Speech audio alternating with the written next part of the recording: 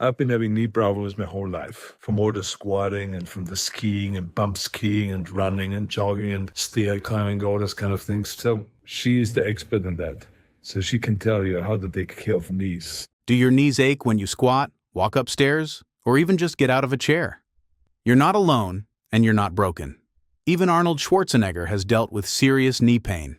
In this video, you'll learn 2 simple exercises that can relieve pain and rebuild strength no matter what your age or fitness level. You'll also get essential recovery tips to keep your knees healthy after training, plus a bonus tip most people miss that's critical for unlocking full quad strength and long-term knee health. If you've tried everything and nothing works, this might finally be the fix your knees have been waiting for. Exercise number 1, isometric lunge hold.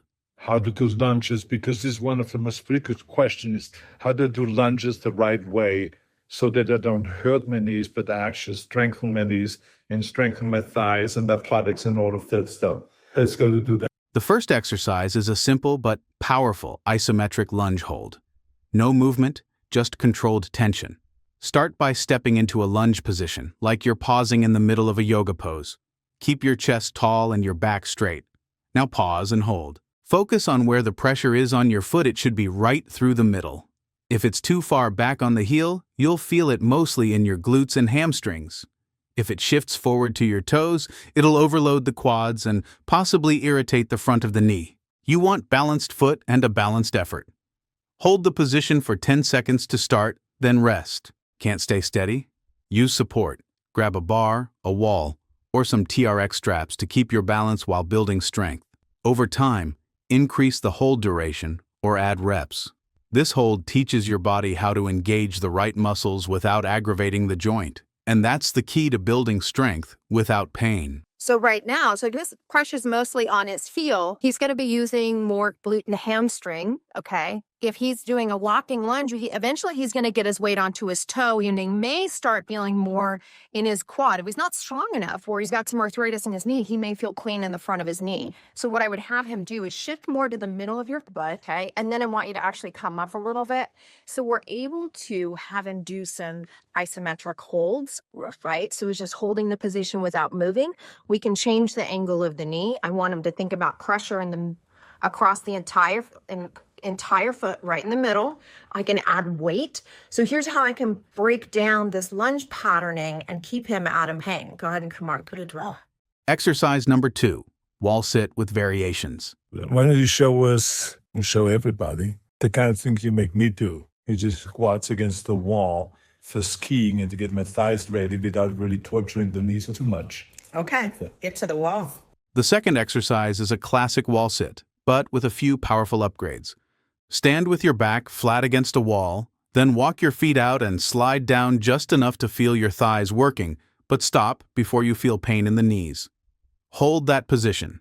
The key here is alignment. Keep your knees stacked above your ankles, and make sure your weight is in the middle of your feet, not on your toes. This helps distribute the load across your quads, glutes, and hamstrings, instead of dumping all the stress onto your knees. Want to activate your glutes more?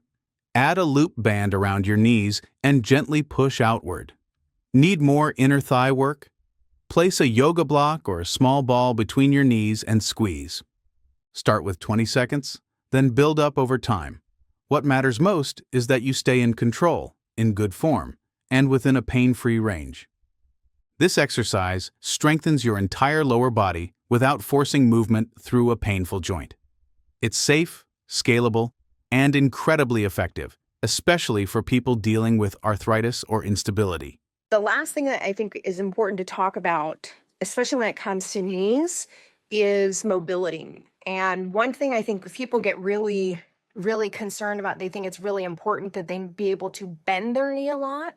And it's actually one of the most forgotten things is you need to be able to straighten your knee. So if you have tight hamstrings and tight haps and your knees, you have a trouble with your knee going straight, your quads will never fully gain the strength that they need.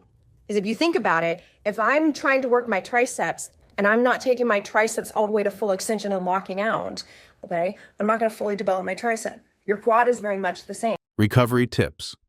Now that you've trained your knees, It's time to recover the right way because strength without recovery leads to setbacks. Look, I know that there have been moments where I squatted for 10 reps with 500 pounds, and then there were times where I couldn't do with 200 pounds a squat because it was so painful. So it wasn't really that much about I don't have the strength.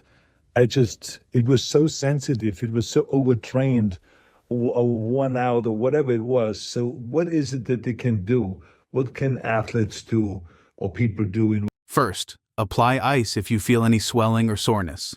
It's a natural anti-inflammatory that can calm the joint after exercise.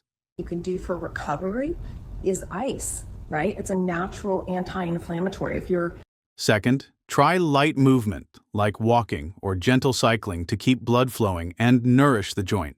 riding the bike, right? A stationary bike at very low resistance and just moving, right? people will ask, well, should I take medication? Movement itself is the best medication for your joints. That motion acts like motor oil for your knees, helping them heal and stay mobile. And don't forget, rest days matter. If your knees feel extra tender, take a break. Training smarter means knowing when to push and when to pause. Your body's telling you it needs a rest day. It needs a recovery day. I think you've talked about it a lot, is that you historically overtrained. I think nowadays you talk about people understanding you're training smarter, not harder, where you're very targeted and making sure you're doing what you need to do, but allowing your body to recover. Because if you continue to beat it down, you're likely to injure yourself. Finally, remember, sharp pain is never part of the process. Discomfort is okay. Pain is a signal. Listen to it and adjust as needed. Bonus tip. Here's one thing almost everyone overlooks, and it could be the missing link in your knee recovery. You need to be able to fully straighten your knee. Most people focus on bending and flexibility, but if your knee can't lock out completely, your quads will never fully activate, and your knee joint will keep absorbing unnecessary stress. Tight hamstrings or calves often block full extension. That's why gentle stretching, especially after workouts, is so important. Think of it like training your triceps. If you never lock out your elbow, you don't get full activation. Same with your quads. Without full extension, every step you take keeps pressure on the front of the knee, and over time, that's a recipe for chronic pain or arthritis. So, take a few minutes each day to gently stretch your legs and check your knee extension. It's a small habit that can make a huge difference. These 2 exercises might seem simple, but they work, and they've helped everyone from elite athletes to everyday people rebuild knee strength and live pain-free. Do them daily, listen to your body, and don't skip recovery.